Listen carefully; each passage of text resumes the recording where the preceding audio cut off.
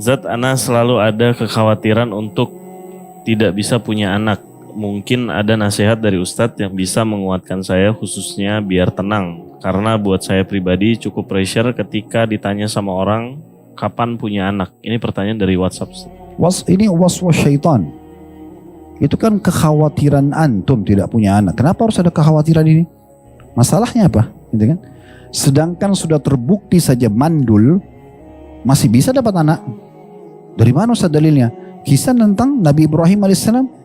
Bukankah Sarah mandul? Sudah tahu kisahnya kan? Sampai umur 60 tahun gak punya anak. Dan itu sebabnya kenapa Sarah menghadiahkan Hajar kepada Ibrahim dan Ibrahim alaihissalam menikahi Hajar, akhirnya hamil punya anak Ismail. Sarah merasa cemburu, tapi cemburu positif, bukan dia marah sama Hajar ya. Gibtoh di sini. Dalam Islam kan kita boleh merasa cemburu dengan kelebihan yang orang kasih, tapi kita tidak berharap hilang dari dia. Maka Sarah berdoa sama Allah dalam kondisi dia mandul sudah tua supaya dikasih anak. Tidak lama kemudian hamil dan melahirkan Ishak.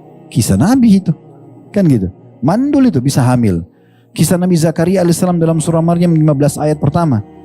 Ya, Nabi Zakaria normal, istrinya mandul. Dan itu disebutkan dalam Al-Quran. Wamra'ati akir. Waktu dia minta sama Allah dikasih anak, umurnya sudah 100 tahun. Sudah putih semua rambut, jenggotnya, alisnya putih semua. Tulang-tulangnya sudah lemah. Itu digambarkan dalam surah Maryam. Tapi Nabi Zakaria tidak mau putus asa, dia terus minta keturunan dan dari istrinya yang mandul itu. Waktu malaikat datang menyampaikan, hai Zakaria, Allah menyampaikan berita gembira, kau akan diberikan anak laki-laki bernama Yahya. Yang belum pernah ada orang bernama itu sebelumnya. Sebagian makna tafsirnya, belum pernah Allah ciptakan fisik dan paras wajah mirip seperti Yahya. Pertanyaan pertama Nabi Zakaria, wahai Tuhanku, bagaimana saya bisa punya anak sementara istriku sudah mandul dan saya pun sudah sangat tua. Nah, lalu Allah gambarkan pada saat itu, ya, malaikat menjawab mengatakan sungguhnya itu sangat ringan bagi Allah. Allah pun sudah menciptakan kau wahai Zakaria dari sesuatu yang tidak ada sebelumnya. Kau tidak dikenal. Allah ciptakan kamu dari sperma ayahmu lalu kau jadi manusia. Apa yang mustahil? Dan Allah sebutkan dalam surah Al-Anbiya tentang Nabi Zakaria, sesungguhnya itu termasuk peringatan dan pelajaran bagi hamba-hamba yang mau mengambil pelajaran. Itu. Jadi gak ada yang mustahil, apalagi cuma kekhawatiran. Kalau jelas dari medis memvonis salah satu di antara pasangan suami istri mandul, tetap tidak boleh putus asa dengan rahmat Allah. Tetap harus betul memohon dan berikhtiar. Tidak ada yang mustahil. Selama doa kita tidak bentrok dengan sunnatullah, sistem yang sudah Allah buat. Pernah saya kasih contoh ya. Laki-laki gak suka perempuan lalu dia bilang, ya Allah hilangkan semua wanita. Itu gak mungkin.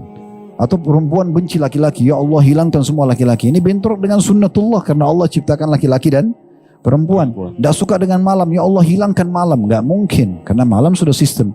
Tapi kalau cuma minta anak dari istri yang mandul, suami yang mandul, itu bukan mustahil. Dan memang Allah ciptakan kita dalam Al-Quran dikatakan yadzra'ukum fih. Allah ciptakan kita untuk berkembang biak. Jadi dari 100% persentase manusia, itu pasti 95% lebih itu adalah orang-orang yang punya keturunan. Yang tidak punya keturunan itu lebih kecil persentasenya, sebagai ujian saja. Tinggal bagaimana mereka tunggangi ujian tersebut untuk selalu lebih dekatkan diri kepada Allah. Lalu Allah kasih, bukan mustahil. Ya, jadi harus ditepisin ya. Saya datang was-was itu baca a'udzubillahi minasyaitonir rajim dan terus ikhtiar minta kepada Allah Subhanahu wa taala diberikan keturunan.